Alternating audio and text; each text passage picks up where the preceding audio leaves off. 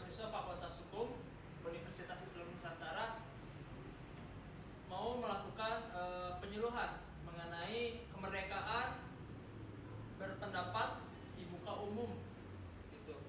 Perkenalkan masing-masing anggota dari kelompok ini. Yang pertama ada dan saya sendiri, Sandi Ganjar dan Rafa Sultan. Kami memiliki bagian masing-masing dalam menyampaikan materi.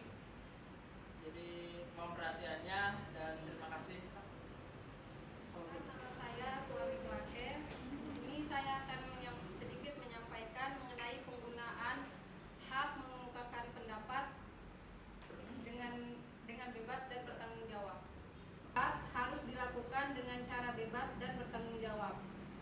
Bebas dan bertanggung jawab berarti dalam menggunakan hak mengemukakan ide, pemikiran atau pendapat harus dilandasi dengan norma-norma yang berlaku, niat baik dan pemikiran yang tidak merugikan atau menggunakan akal sehat. Ada juga asas-asas kemerdekaan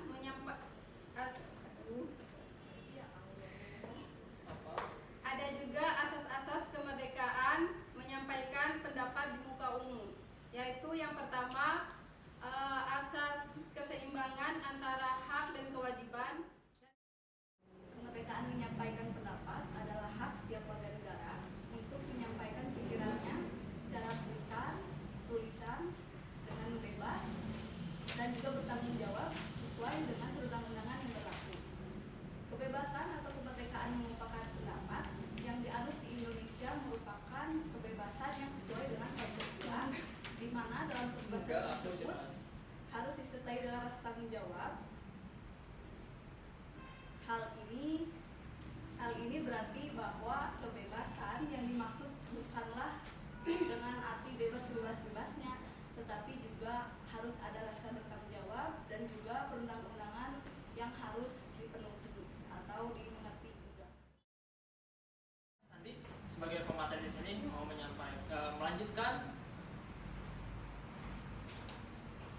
melanjutkan tadi pengertian dan singgungan-singgungan mengenai apa itu kemerdekaan dalam mengemukakan pendapat.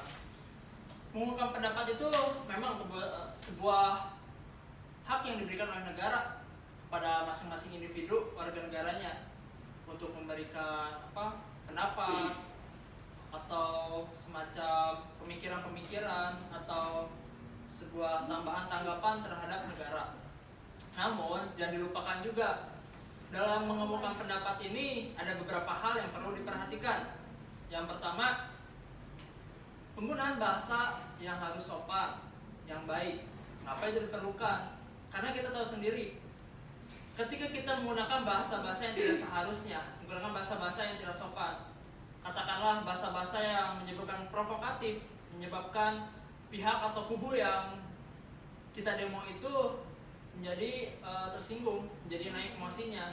Dengan begitu akan terjadi kericuhan-kericuhan yang tentunya yang tidak kita inginkan. Yang kedua adalah argumen yang kita sampaikan, argumentasi yang kita sampaikan itu harus kuat, harus jelas dasar-dasarnya. Jangan sampai itu hanyalah sebuah ya sekarang tahu sendirilah hoax gitu kan, mengatakan apa ini itu tapi nggak ada buktinya gitu kan, dasarnya nggak kuat seperti itu. Yang kedua, apa-apa yang kita sampaikan itu mengakomodir pendapat, kepentingan orang banyak bersama-sama, jangan hanya kepentingan kita pribadi. Harus merupakan sebuah kepentingan yang keperluannya itu betul-betul untuk orang banyak gitu. Karena banyak juga kasus dalam mengemukakan pendapat ini ditunggangi oleh orang-orang yang memiliki kepentingan tersendiri, atau mungkin adalah kemarin istilahnya people power gitu kan, orang-orang yang elit-elit itu mempergunakan menggerakkan massa yang begitu luar biasa untuk berdemonstrasi gitu. Lalu untuk selanjutnya dalam mengemukakan pendapat ini tentu yang perlu diperhatikan adalah ketertiban dalam melakukan dalam berunjuk rasa dalam menyampaikan pendapat ini dengan aman, dengan damai, dengan aksi-aksi yang sebetulnya bisa mengedukasi juga mengajak masyarakat yang lain tanpa harus membuat kericuhan, begitu. Di samping itu ada juga hak-hak dan kewajiban yang perlu dipenuhi oleh para pemberi para orang-orang yang mau mengemukakan pendapatnya di muka umum. Hak yang pertama tentu mereka diberikan kebebasan yang seluas-luasnya oleh negara untuk mengeluarkan pikiran mereka dalam berpendapat atau memberikan tanggapan kepada negara. Yang selanjutnya, hak memberikan perlindungan hukum, diberikan perlindungan hukum oleh negara. Jadi yang mendapatkan perlindungan hukum itu tidak hanya pihak yang di demonstrasi aja, tapi juga pihak mereka yang melakukan demonstrasi. Jadi harus balance lah di sini. Jangan sampai yang itu aja dilindungi sedangkan kita gak dilindungi, padahal kita sama-sama memiliki hak gitu. Yang kedua, ada juga kewajiban yang perlu dipenuhi oleh para pengunjuk rasa ini. Yang pertama adalah menghormati kebebasan dan hak orang lain. Yang kedua, menjaga kedamaian. Yang ketiga, menjaga persatuan dan kesatuan negara. Jangan sampai dengan melakukan demo ini terjadi perpecahan gitu. Bisa kita kritisi juga yang aksi lalu itu kan melakukan demonstrasi yang memicu juga kan perpecahan bangsa kita, mengakibatkan disintegrasi dalam bangsa kita. Lalu kewajiban yang selanjutnya adalah tetap sesuai dengan koridor hukum sesungguhnya, dengan koridor hukum yang sebenarnya sesuai dengan aturan-aturan berlaku yang diberlakukan oleh pemerintah, begitu. Kenapa sih kita itu perlu melakukan suatu demonstrasi atau mengemukakan pendapat itu?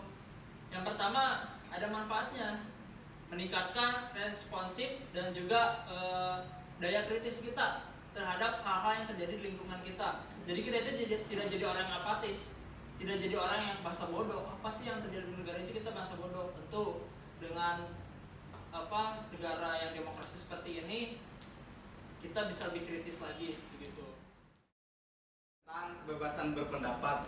Nah, kan cara mengemukakan pendapat kita itu kepada pemerintah atau ya kepada pihak institusi.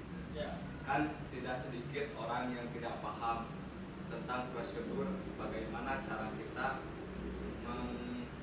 mengaspirasikan pendapat kita kepada institusi atau Ya. melebar deh. Enggak, udah itu benar.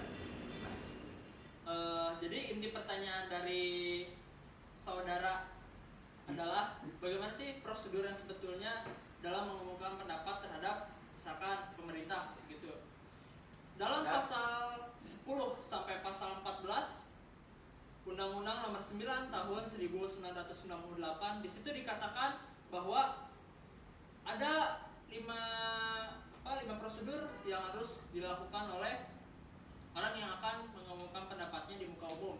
Yang pertama, melapor pada polisi sehingga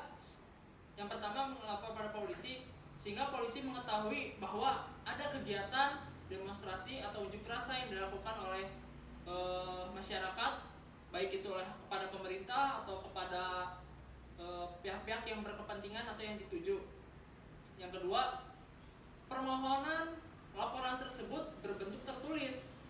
Di situ dalam undang-undang pun dibuat ketentuan-ketentuannya seperti kop surat, isi surat seperti apa, tanggal dan segala macamnya. Yang selanjutnya,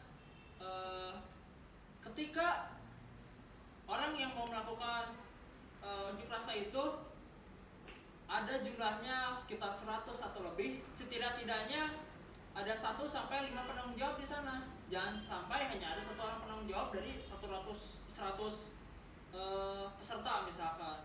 Kalau seperti itu kan bisa terjadi hal-hal yang misalkan penanggung jawab itu kabur atau bagaimana kan gitu ketika sudah terjadi kericuhan yang cukup parah gitu. Yang selanjutnya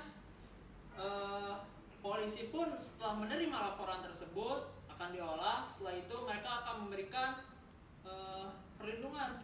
Mereka akan menurunkan pasukannya untuk melindungi, baik itu seperti yang saya tadi katakan, baik itu peserta unjuk rasa maupun orang yang dituju begitu. Dan yang terakhir, bila terjadi pembatalan harus dilaporkan kepada polisi selambat-lambatnya 1 hari sebelum pelaksanaan demonstrasi begitu. Cukup.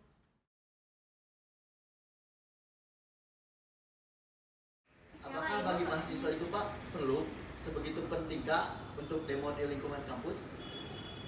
Menurut saya demonstrasi di kampus itu tidak begitu perlu untuk dilakukan karena masih ada cara-cara lain yang lebih berdiplomasi untuk mengemukakan pendapat atau misalkan aspirasi yang dimiliki oleh mahasiswa.